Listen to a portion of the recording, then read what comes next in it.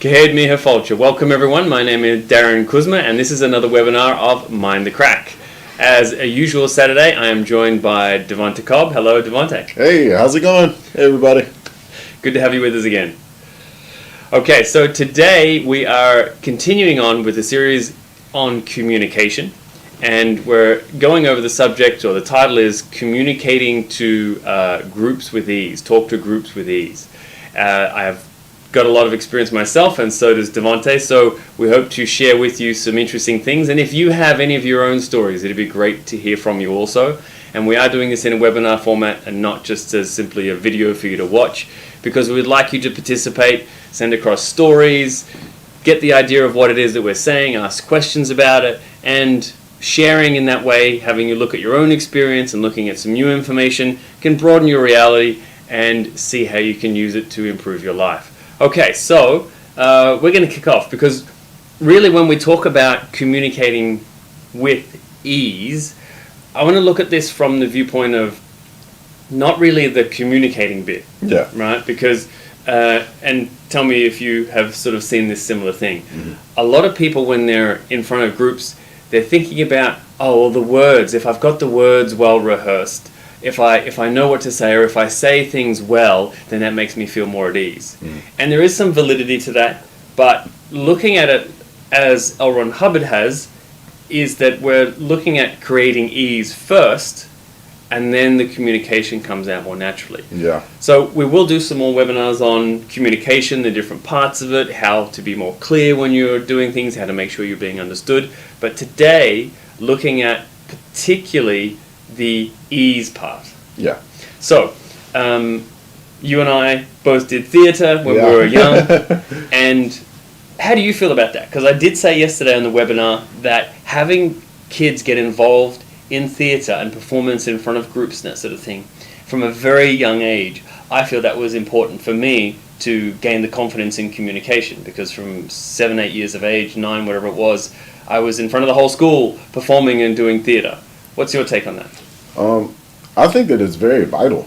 Mm-hmm. Anybody who, for me especially, because I would always be around big groups of people. I would always be with different people, and I would always need to. I felt like I needed to interact with a lot of people. Mm-hmm. Was that in your family as well? Also, family, yeah. You had a big family? Oh, I have a huge family. Like sometimes I go to family like barbecues and cookouts, and it's like sometimes I see family members that maybe I haven't seen in like years, or it's just like I've never seen you before. Like, who are you? They're like, oh, I'm your dad's cousin on your...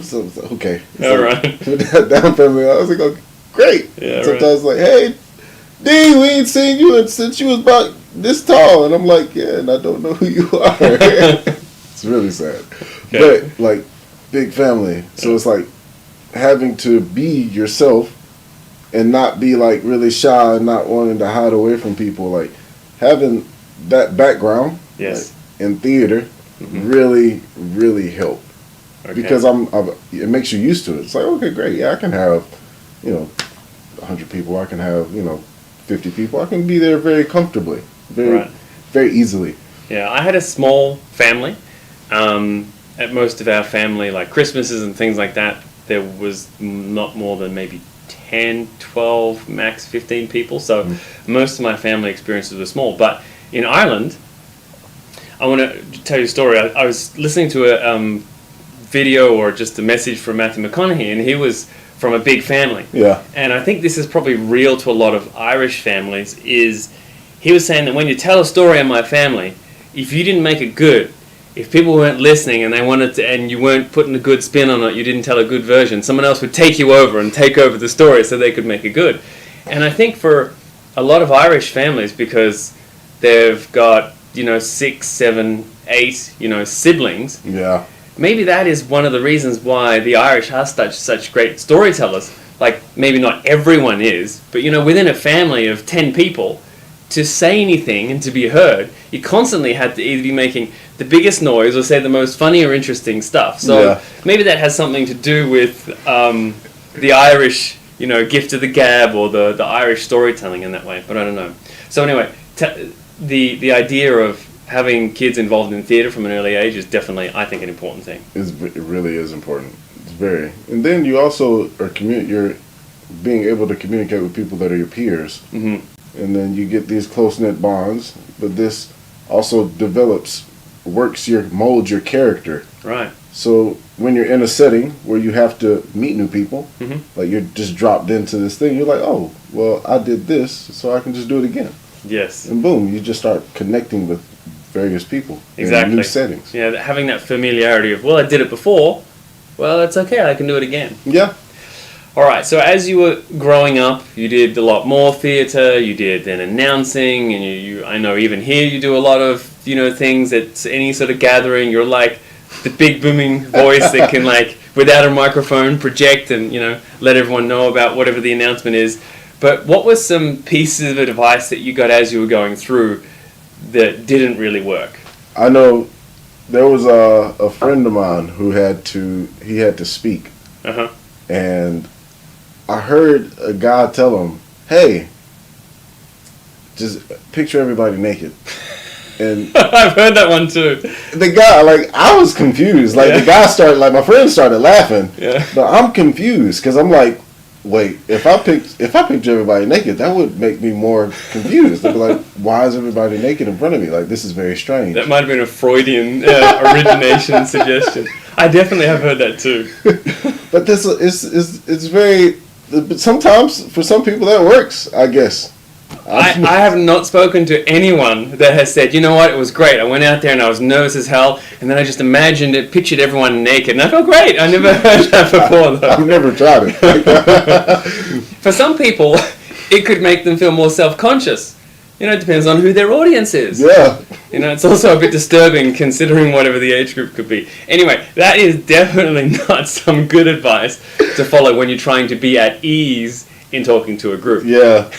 It would put a lot of tension on you. It was good, yeah. But another thing is that when I was ministering, mm-hmm. when I was younger, a preacher told me one day, he said, hey, I see that you're nervous.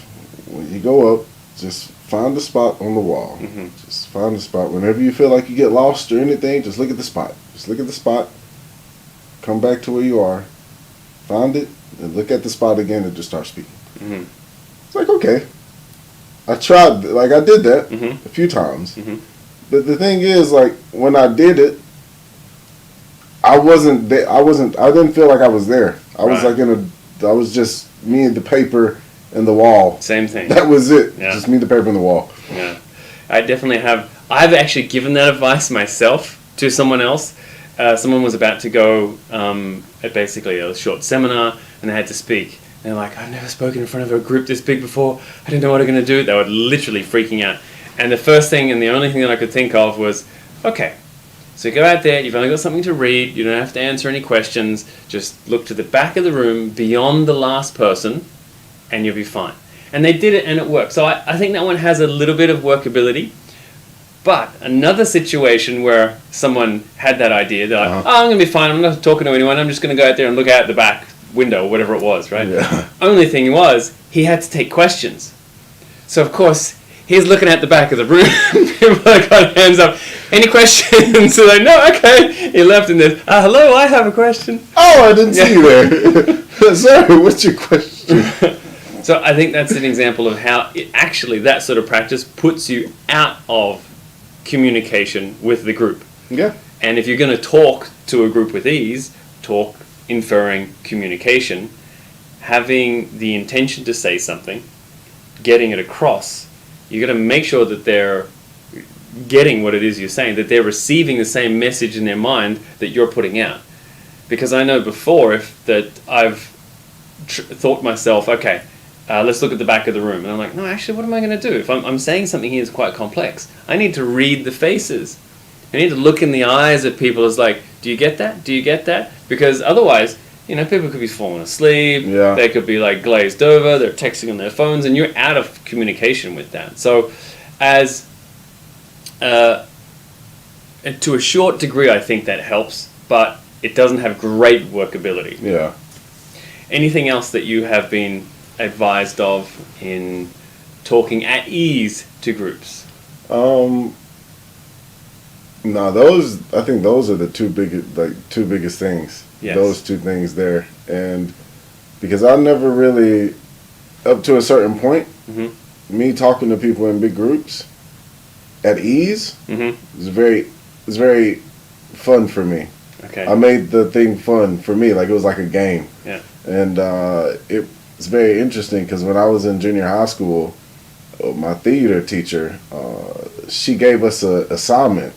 We would have to go on stage, and she would give us a random subject. Like, we would have the subject for probably about 30 minutes, and then we'd have to go on stage. She gave us a subject. Mine was on graffiti, and we had to deliver a speech on graffiti, and we had to talk for a full minute. Maybe it was 2 minutes. We had to talk for about 2 minutes on the subject of graffiti. So it's an impromptu sort of short preparation thing, yeah. Yep. And the thing was, anytime you stopped, you got points deducted. If you said points got deducted. Right. If you started doing really weird stuff, like trying to make up time, and you fiddling with the paper or whatever, or no paper. No paper. Okay. Like you went off topic, started talking about something else, got points deducted. Right. I got no points deducted. So I'm on stage talking about graffiti, and I'm like just going and going and going, and I was actually surprised with myself because it made sense. Like the stuff, I knew very little about graffiti, but I've seen it before, so I talked about the artistic side of it and how beautiful it was and how creative the people had to be. But like, it was never really like a thing for me, you know. It's interesting the way that you say that, because when you have your own personal experience or you have your own understanding of something, fair enough, there are subjects that people know nothing about. Like if we started to say to someone, let's talk about the particles within an atom that are really small, smaller than an electron, and talk about that for a minute. Some people are like, I didn't even know they existed, so like, how can I talk about them, what is this? But that point of being at ease in communication is that when you are at ease, mentally you can direct your attention to your mind and your memories and your experience. But if you're under pressure and you're under stress and you're feeling like there's some sort of threat to your survival, or you're worried, trying to access things easily, trying to remember things when you're under stress, it doesn't come along. So that says to me that at that stage you were probably already in a relaxed and at ease point talking in front of groups. Yeah. Actually, the funny thing is you say that because I have a story that goes along with that. Being in the new environment, and then you have this stress that's there. I was at a talent show for a church camp. So like at the church camp, we had this talent show. I auditioned, and I made it through the audition. But I wrote a song, and I was going to rap at the thing. So at the audition, I had the paper in front of me because I just wrote the song like that day. And you know, I'm up there, I'm doing it, and it's like, oh, they're like, wow, this is nice. Auditioning with the paper. Yeah, with the paper. Like, this is really good. Are you gonna be? You're not gonna have the paper up there when you're doing the song, right? I was like, oh no, I'll know everything by then. It was like, okay, great. So yeah, you made it. Like you got it. So I'm like, great. 3 days later, this is a showcase. I'm guessing you didn't practice it much. Whew, I did not. I get on the stage, and like it's like a huge, it's like a lot of people, like it's like a lot of people, and all of them is quiet, and I just I see all of them staring at me, and I'm just like, oh my gosh, and I'm like, cool, I know the first 3 lines, and after that we're just gonna go. So the first thing I did was I got everybody to start clapping. I was like, I need you guys to clap because I don't have music with me. So clap. They start clapping. I did the first line. The first line. Yeah. And after that, my brain said flat line. You couldn't remember anything. And I'm sweating bullets. And I'm like, I don't know. I got the paper with a friend of mine. It was a girl that I had met at the camp, and she was in my group. So I called her. I was like, yo, come up here. Told her, come up here. She got the paper, and she held it. Because, like, I really was like, Devontae, you got a couple of things you can do right now. You can just walk off stage, or you can call her up, and, you know, just plow through it, or you can just make up whatever you want to make up right now. And I was like, well, I don't want to make up whatever I want to make up. Let's call her up and let her help me. Because I can't walk off stage. That's a tough decision, isn't it? I think you made the right one, though, because after 3 decisions, one, you've given the first line and you can't remember, I'm just going to improvise and ad-lib. That could be a disaster because it could what is this guy talking about, The second one is to then say, sorry everyone, I forgot, and then just walk off stage like this. But then the third one is to call it for what it is. There's that's the authentic thing. Sorry guys, I forgot the lines. Can you come out here? And then you did it. I think that is, but it's 2 things. It's authentic. It was the truth of actually what happened. And then the second thing is it was persistence. It was not giving up. Like any other person could, or you could have just said, oh my God, I'm so embarrassed. I'm never going to live this down. And all the thoughts come crashing into your mind about how bad it could be and all the worst case scenarios and things coming into your mind, which I think what a lot of people do. Yeah. They just dream about what could be bad. But you did the right thing. It's no, I'm just going to do this. And you just persisted to get the product that you were sort of promised to sort of present. So, in a way, man, it's even talking about it. I can feel. You can return and you can feel that again. My heart beating so fast. Oh, goodness. Yeah. I've definitely been on stage in some theatre productions and forgot my lines. Oh, goodness. Yeah. But you know what? For me, forgetting lines was not as bad as forgetting a dance routine. Cause especially if it's partner, you got partner dance. Well, I was in a group, right? And so if I forget a line ever, I just ad-lib, just make something up. Blah, blah, blah, blah. Yeah. Biden or something like that. Just says whatever it is. People go, did I just miss that or did he just say gibberish? It's oh no, I think he said such and such. They'll make it up in their own head, right? And I definitely relied on that on one occasion. But being on stage and then forgetting the routine. There's 5 guys around me doing the dance. It was Fiddler on the Roof, right? And it's the bar scene where the Cossacks or whatever are kicking their legs out, whatever it was. And that bit was easy because it was the same routine over and over. And then the next thing, I go, oh my God, I don't know what comes next. And they went off in that direction and I stood still here. That was embarrassing. But anyway, and then I just picked it back up. And then I looked around like I was drunk, right?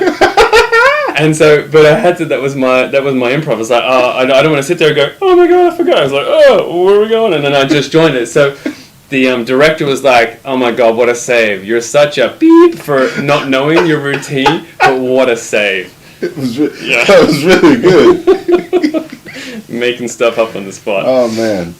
Anyway, so with all that bad advice, looking at the back of the room and not really being in communication and that whole imagination of things, what good experiences do you think through your early stages of, when you maybe weren't so confident or didn't speak with ease to then moving at speaking with ease, just in terms of life experiences, what things did you find that were helpful or part of that in a good way? Just on something that you said yesterday. Yeah. Knowing what it is that you're talking about. Mm-hmm. When I first started preaching, yes, I was always super nervous. And my pastor used to tell me, that's good. You're supposed to be nervous. Yeah. Because you're doing something that's, not just for you. Yeah. It's a higher cause that you're doing this for. That's a nice way of putting it. Yeah. So I was like, okay, great. So whenever I felt nervous, I felt good about it. Because I was like, I'm supposed to be nervous. Yeah. But then as I got older, and I knew more, and I studied a lot more on what it is that I was preaching about, the nervousness kind of blew. Yeah, interesting. And I was kind of scared, am I doing it for me now? And I got kind of confused because no, I'm not doing this for me. Mm. But the nervousness blew. And I was certain that, okay, this is what I'm talking about. This is this. I'm going to go here and then boom, boom, boom. Mm-hmm. And I gave it.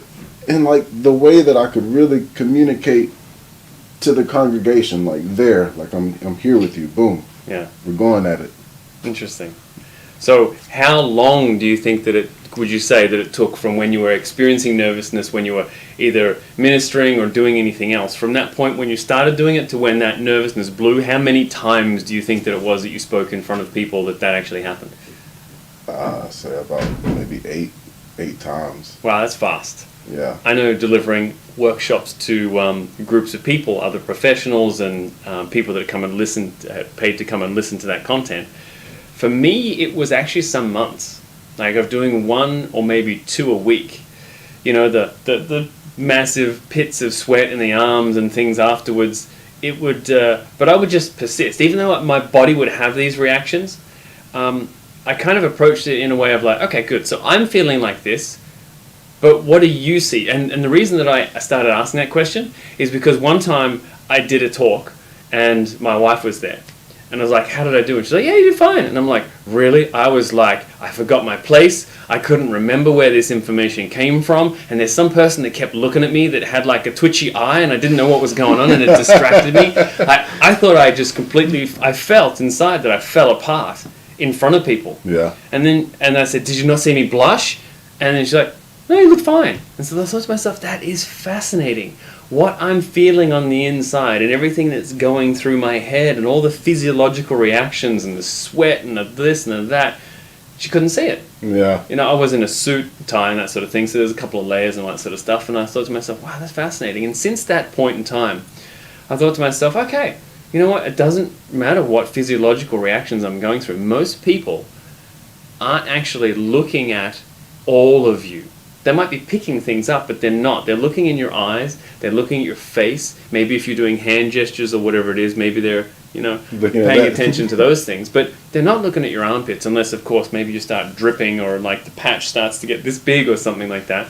So then I realized that even if I do feel a flush on, which sometimes will still happen to me if I start talking about a certain subject and I was like, oh, I forgot to mention that. And then I realize I forgot to mention it and I start thinking about, oh, what do I get back on track and that sort of thing. I just continue on because people can't see it.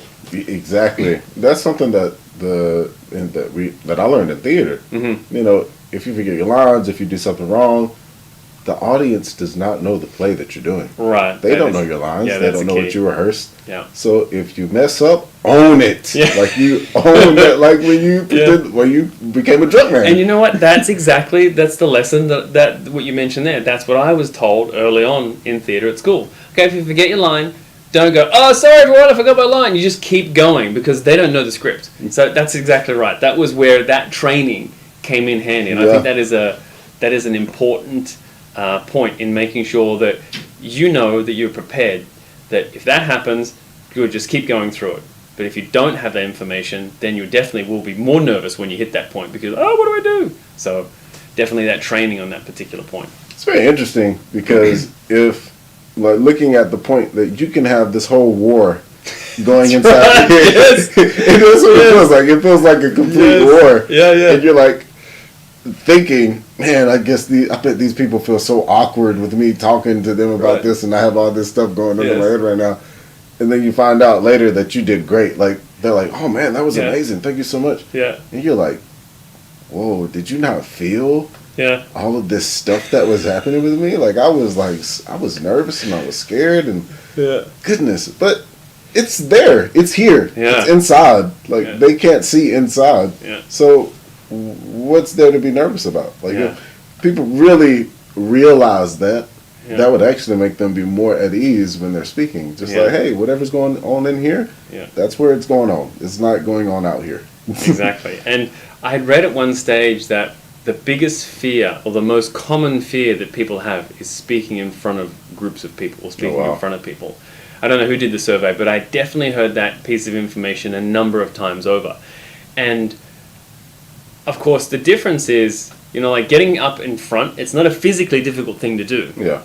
Right? Because you're literally standing there. So it's almost like saying, so the physical component is not a problem.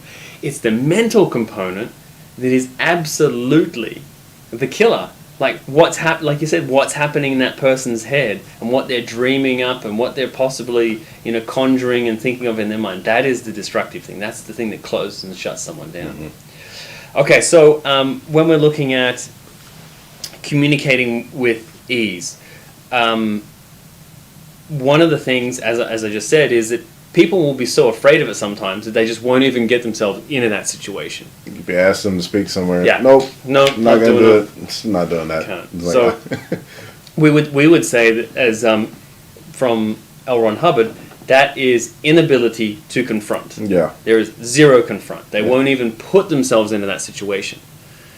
But when someone doesn't confront a situation, what happens? it continues to happen. Like nothing ever really comes out of it. Like, you don't confront it. Okay, cool. It's still there. Right. You're not going to grow from it. Like, you're not going to develop at all. Yes. And if you can't confront a situation and you have a fear of it, then every time that comes up, you will receive the fear. So not being able to confront something actually makes it come in more towards you.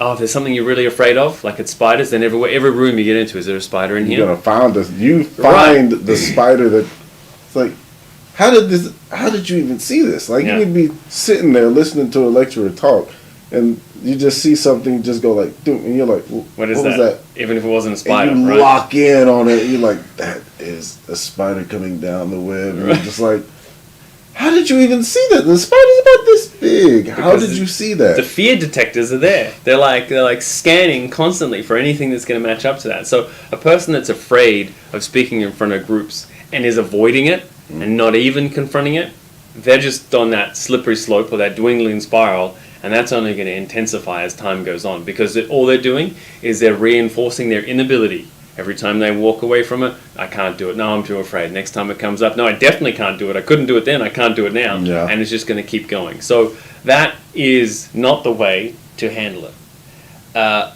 Then the next step, we will say, is, okay, so someone can go and stand up in front of an audience, but then they've got manifestations. They've got physiological reactions. They're sweating. They get dry in the throat. They need water, and they keep swallowing, all that sort of thing. So what about that situation? Man, that is, you have this person here, and they're there, but they're not there. And they're just in there. It's like they're in the war. Mm-hmm. They're in the war. Mm-hmm. And because they're in the war, they now are doing all this other types of stuff. Mm-hmm. So it's like so much extra around what's being presented, when all you have to do is just give me what you're presenting. Mm-hmm. I don't need you to be running up and down, back and forth, pacing yourself. You're sweating bullets, and like, come on, like, just stop. Mm-hmm. Be here with me. Like, we're here. But that's difficult, though. Just the whole stop thing. No, you'll be fine. You'll be fine. That's a tough one. Just try to say to someone. I mean, like your parents. That was a very smart thing. You were nervous, and they said, "That's a good thing. It's because you're doing this, and there's a lot of responsibility in what you got to say." And it didn't actually stop you from feeling nervous, but they said, it's good. It's actually okay, and it made it fine. Yeah. So that whole idea of confronting it and using the mechanics of the mind. One of the things that I took from L. Ron Hubbard, which is kind of this concept of confront, right? Mm-hmm. So a friend was about to start doing a lot of workshops, and he said he gets really nervous, and his heart starts beating, and his heart distracts him. And I said, well, dude, do you exercise? And he's like, no, I don't go to the gym or anything like that. And I'm like, okay, so when you get into this stressful situation and your body's got some adrenaline flowing, you're totally unaccustomed to having your heart beat at any rate, of having adrenaline flow through your body. So it's completely unnatural, and that's an aspect of being present that you can't confront because it's unnatural. I said, dude, start going and doing some sprints, start going running, and get your heart rate up on your own, in no other stressful sort of situation, and then feel what it feels like naturally under your own volition, under your own causation, to get your heart going, and then see how it feels. And he was like, you know what, that was amazing. When my heart started to going, it felt like just like it did when I was running, but I knew I wasn't going to die because I did it so many times in running and sprinting that when I started to have those reactions, I was like, I was okay with it. Yeah. So that was the application that I took of how do you take an aspect or a part of the thing that you're trying to do, take just one component of it and confront that. Put yourself in the situation to experience it, to be in that position or location and experience it. And that sort of thing worked. And that works in the various areas of life. Like, even if it's not just, talking to people with ease, it's anything, like your job. Right. You sit there and you're like, if you're new on the job, you're very nervous about your job. Okay, what is like one thing about my job that I know that I can do? Like, oh, I can do this really well. Okay, good. Focus on that thing and then expand out from there. Or, talking to one person, for guys, walking up to the girl and trying to, chat her up so you can get her phone number, so you can take her out on a date. Okay, great. you're not very good at this, man. so it's like you walk up to one and you're like, you just start, just checking off because you're like, I just want to practice. So you just walk, hey, my name's blah, blah, blah. I'm Devontae and I like doing this. What do you like doing? Okay, great. You kind of failed on that one. It was like, great. I'm just practicing. I just want to practice talking to them. Very good. You just reminded me because yesterday I said one of the biggest advantages that I found from studying L. Ron Hubbard's works on the subject of communication is he had this formula. So when I say formula, of course, it had separate components that when done together equals good communication or proper communication, right? And that formula, which compartmented or with precision dissected, pulled apart every separate component of communication, so that when you've got all these components laid out and you can consider one aspect and you go, okay, so that one has to do with the velocity, the speed of the communication. Wow, okay, you mean that's like a factor? Yeah. And let's say the loudness or the volume or the intensity in a communication is a separate thing from the speed. And when I started to break it down in all these different component parts, then you can drill on each of those things. Whereas like in the scenario, the guy's going up to approach the girl and he's like, I can't communicate to girls. It's like, dude, you spoke, words came out of your mouth and you did speak to her. Yeah. So what aspect of communication is it the one you have problems with? It's obviously not making sounds come out. That bit you've got down. You've got volume. You didn't say it too fast. You've got velocity. But, there's another thing that goes into it. What is your intention? Oh, okay. So when you break it down like that, you can allow someone to actually isolate the things that they do okay, brush them aside. Good. Check them off. They're done. But the parts that you don't do well or that you need to improve, then here's a drill for that particular one thing. Yeah. So that was one of the most important things that I definitely understood from L. Ron Hubbard. So we were talking about the different things, the different problems that people can have. The next thing is, I was going to say, so people get into situations and they're having these reactions. Yeah. Some people just are so uncomfortable that they don't want to have the reactions. Whereas I think as you were saying before, and I kind of feel the same, I don't mind having the reaction. I'm okay with it. In actual fact, I kind of like it because I like to do things that challenge me. That's just like something I've always done. If something was hard, I mean, okay, well, I want to go and do that because it was a challenge. It was something to do.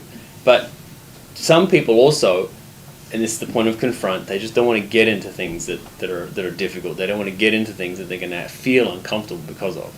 Have you seen that sort of thing? Yeah, I've seen it numerous times. Like I know a friend that like anytime you ask her about delivering a very specific lecture, she's like, oh no. She's like, no. Then eventually it got to, well, maybe if we practice for a week, I'll do it the next week. Right. And she knows I'm like super busy, so I never have time to practice with her for a week. So it's like she never goes to the next week to do it. So it's like, no. I've drilled this before, like I've done it before, but it's different now. There's so much time went by since I did this last, and just so many things. Which is like, let's just like excuses. You have the data, it's there. Like you have the information. You can do this. Yeah, you have to drill it. There's no substitute for drilling. I'll just tell you an example. Like when I started these webinars, I didn't drill much without the camera on, recording and broadcasting. Because for me, that was like, fine, if the camera's not recording, I'm going to sit there and I'm going to, speak and do a lot. And I preferred to have the camera on and feel the pressure. Yeah. Because having the pressure there for me was the thing that I wanted to drill.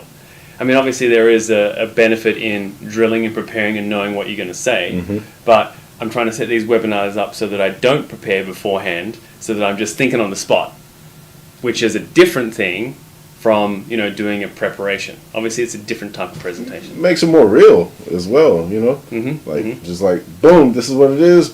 You jump off, it's like, okay, great, whatever comes up is... This is the real stuff. Exactly. Yeah, exactly. It's more authentic or spontaneous or real in that way. Yeah. Okay, so what do you think about this scenario? I have definitely given people this mental thought experiment about communication. So you need to make a presentation. And it's to a group of people, half that you do know because they're your friends, and then they brought along someone that you didn't know, right? And you're going to go to a hotel, or you're going to go to someone else's house, and you're going to present and you're going to talk, or you're just going to talk in front of them and make some sort of announcement, wherever it might be. How do you feel about that?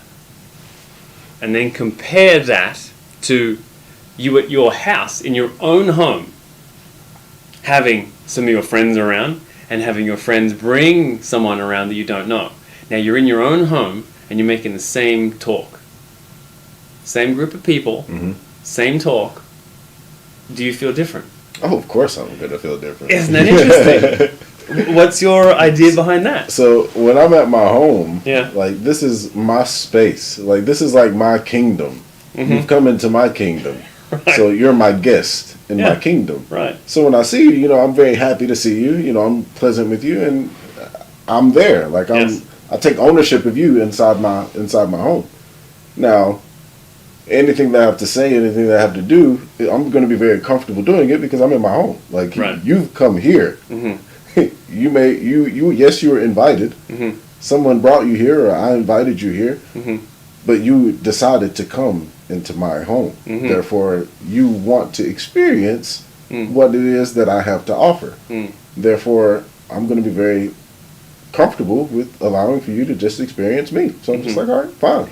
So it's interesting that it's different in that way. And of course, when you understand what L. Ron Hubbard writes about in terms of the mechanics of the mind, is that when you live in an environment, a lot of the time, because it's so familiar, none of it really is tricking your mind off as to threats, or what does that mean, or why is it there. But when you go into a new environment and you haven't really studied things out, well, what's that weird painting on the wall, or why do they have that, what's that smell, are they cooking something, or is that the dog, like all these various things, there's a lot of new sensations that are coming into you. When you have someone come into your house, some people can be just nervous about going around to someone's house because they just don't know what's in there, right? Yeah. And when you understand the mechanics of the mind, that difference, that thought experiment about how it would be more difficult and more comfortable at home, that makes perfect sense, because that's how your mind works. It will recognize and become familiar to things and not be affected by things which you have confronted or been around a lot. Yeah. As compared to not being around things. Okay, good. So, what different things have people said to you aside, like you said this girl, right? She said she didn't want to do it, but what did she say to you that she was experiencing at the thought of doing it? Or have you had anyone tell you that sort of thing? No, she really didn't get into what she would experience at the thought of doing it, outside of just having the nervousness and just not being used to delivering on the fly. Because the type of lecture it is very on the fly. Okay. Like, it's like, you can drill all you want, but when you get into the actual setting of it, you have no idea what's going to happen outside of what you're going to say or what the topic is about. Okay. There's a specific topic, and you're delivering it. You could deliver this one lecture 20 times and you can go off on 20 different things. Subjects, right. And it's like, because it's geared toward, somebody has a question, okay, well, hey, what is blah, blah, blah? And you have to answer that. One, you have to know, and you have to answer the question, and then you bring back on the subject. But you can end up talking about some various things while you're doing it. Right. It's just like, that's not really my thing. I like more scripted, stuff that's, it's laid out. This is what I need to say. Boom, I deliver it, and it's fine. Yeah. So that's a different thing. I just want to tell two stories. Is that coming through primary school, almost all Western, primary school classes have a class, reading comprehension, where the whole class is following on with one book and some kid reads out loud. And then it goes to the next page and so on, right? So reading out loud in front of a group of people tends to actually be drilled in in primary school, right? But then later on, we're looking at, so someone, gets up at a wedding or a funeral and they give a speech and they say it off a paper. That thing can be nerve-wracking enough, but having a piece of paper in front of you really reduces any sort of anxiety. Because what is fear and anxiety but uncertainty? Yeah. And L. Ron Hubbard talks about that directly in terms of the emotions and how they relate to different activities. And being at fear is being at undecided or being uncertain. Like, you can't decide, which way do I go? What is actually the threat? So when it comes to that sort of example, you have to ad lib. Okay, so now you're going to take a question from someone And who knows which direction that question is going to take you. And like we've discussed before, that triangle of knowledge, responsibility, and control, and how those three things are related. Control, being able to start, change, and stop something, that if you can do that and you know you can do it, then you can be responsible for it. But that's where the unpredictability comes in, because predictable control is predictable. Whereas when we're talking about that scenario where you're going to answer questions, unpredictability, what's going to come up? It's kind of like this conversation. You and I know each other pretty well, we're comfortable. We don't know what's going to happen today, where it's going to go, how much time we've used, right? But that fear or that uncertainty doesn't generate a fear, because we both understand the mechanics of, okay, good. So we've got agreed upon principles of handling these things.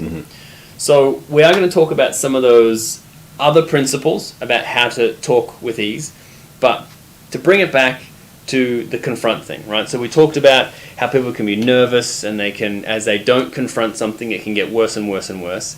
So what about the solution? So we just want someone to first be at ease, and then once they're at ease, they'll find it, they can talk, therefore, to a group better. They'll be improved. So the road to being able to confront with ease is what? What do you know from? One, I would say, just practice drilling. Drill being in the space in which you're going to be, if you can, that you're going to be speaking in. Like, if you can be comfortable with that space, just be there, sit there, walk around. Even, actually, I told a friend about this before.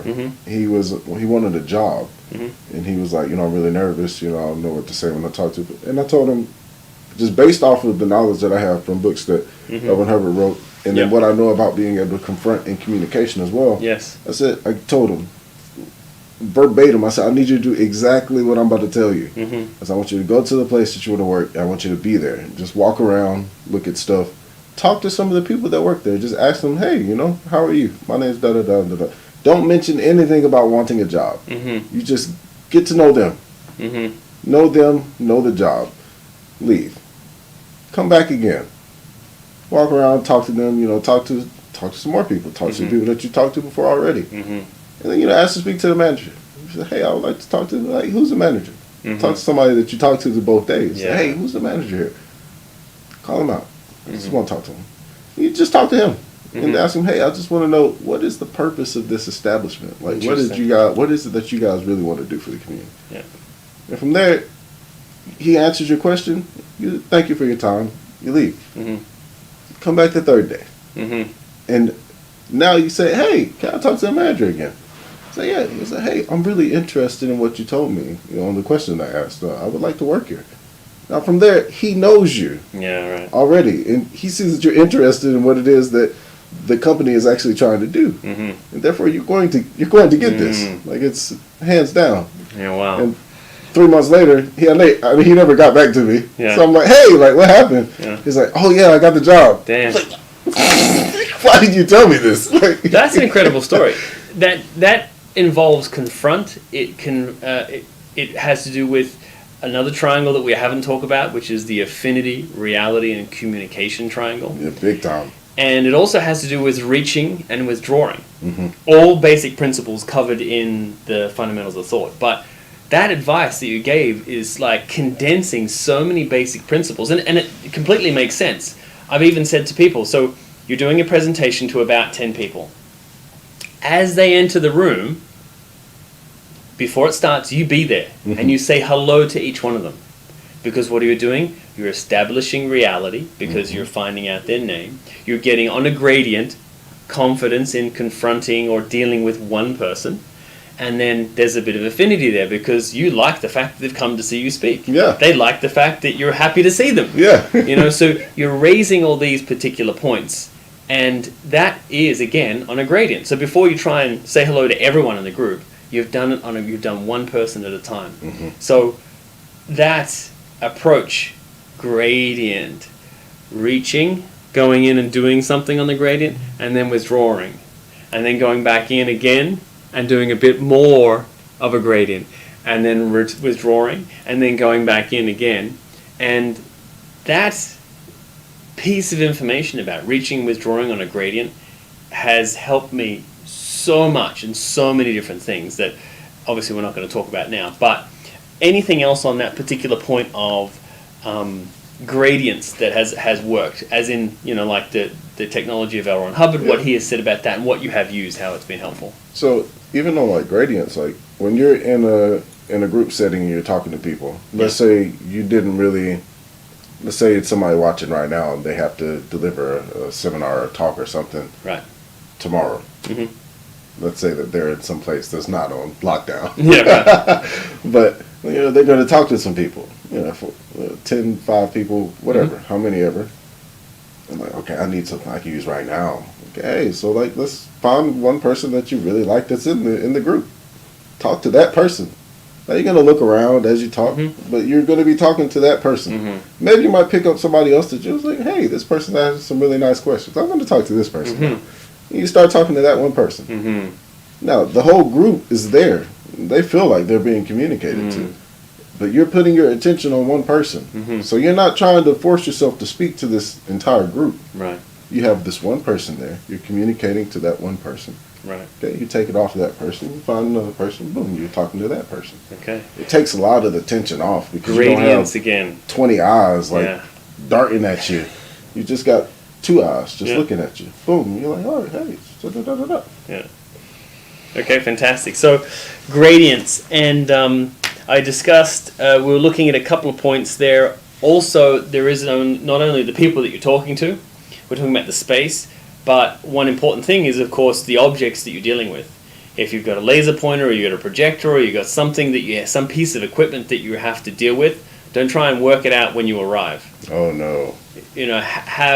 That is one of the things that we definitely did here for the webinar and the technical setups beforehand, and every day it's like, good, see that the technical equipment is actually operational.